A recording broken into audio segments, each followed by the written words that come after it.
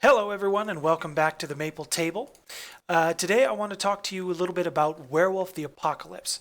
This is a role-playing game that's from White Wolf Studios in the World of Darkness line. The World of Darkness includes several other independent games that take place in the same setting, but they are all part of the same cohesive world. Some of those other games would be Wraith the Oblivion, Vampire the Masquerade, Mage the Awakening, Changeling. There's many others within the same world. In Werewolf the Apocalypse, players are taking on the role of werewolves known as Garou. The werewolves, or Garou in this case, are locked in a spiritual and physical war against urbanization from the cities, supernatural forces that plague the cityscapes, the forested areas as well as some allegories towards the corruption that is being brought about in our own modern day setting through corporations, governments, and so on and so forth. So there's quite a broad stage for this game to be set upon, and it's one of the things that I really enjoy. What is Werewolf the Apocalypse? So it's a role-playing system, not unlike most D&D adventures. So you'd sit around the table, you roll your dice. One thing important to note, it is a mature themed game.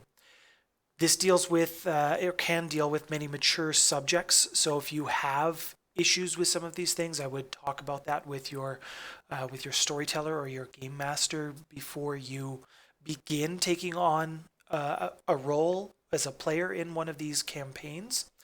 Many of the core themes to this would deal with rage, kind of a beast within, death, loss of nature, loss of self, as I mentioned before, urban development. The game also deals quite heavily in spiritualism, which is kind of a big draw for me. So in this setting, you have your physical world, and then you have the spiritual world, and the duality between that, and how for werewolves they are quite connected. Now this system, Werewolf, to play it, it's a D10 system, so you need to have 10-sided polyhedral dice. You need about 10 of them to play effectively. Technically, you could really do it with one. You'd just be rolling a lot. As I'd mentioned, this is a horror type of a game, but it does have quite a vast history. This has been in print since the early 90s. It has seen quite a few iterations. Currently, it's on the 4th iteration, known as the 20th Anniversary Edition, but it has seen a few different revisions. And I think, in my personal opinion, the 20th Anniversary Edition is actually the best and probably the simplest one to learn and pick up and play. Now, in this setting of werewolves, you have not just werewolves, but you have other changing breeds. So there are werebears, were-tigers, various versions of cats, actually. Were-hyenas, were-snakes, spiders, foxes. But there's quite a wide breadth, and I haven't even covered all of them.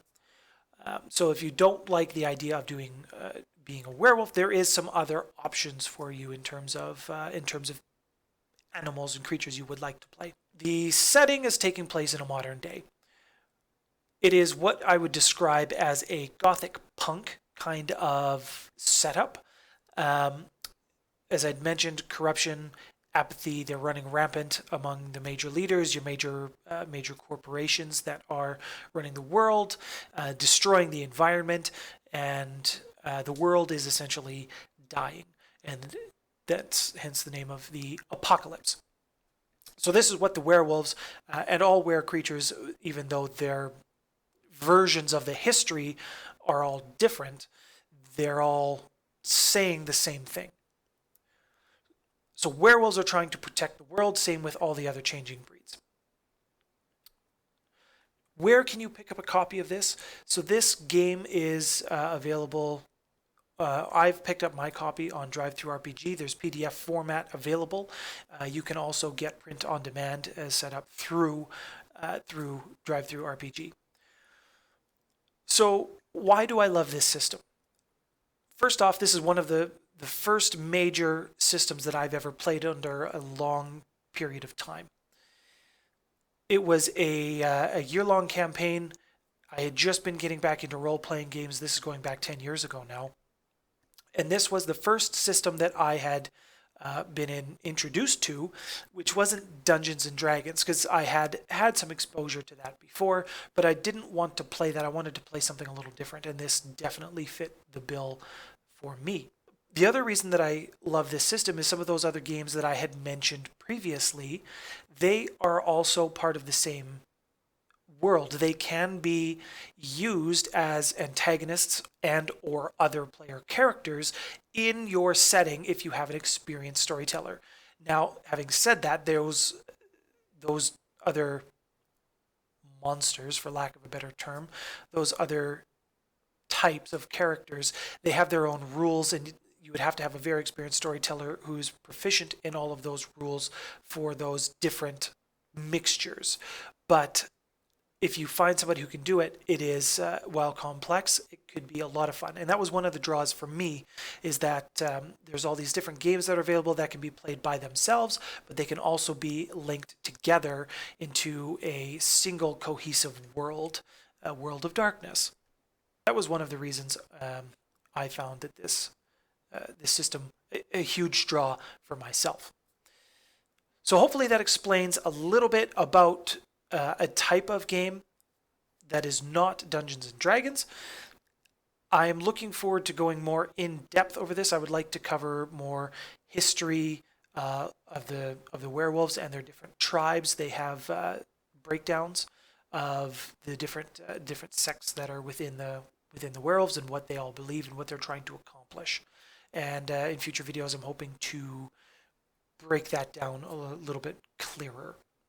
But yeah, so far that is all I have left to say on my introduction to Werewolf the Apocalypse, and I hope you have enjoyed, and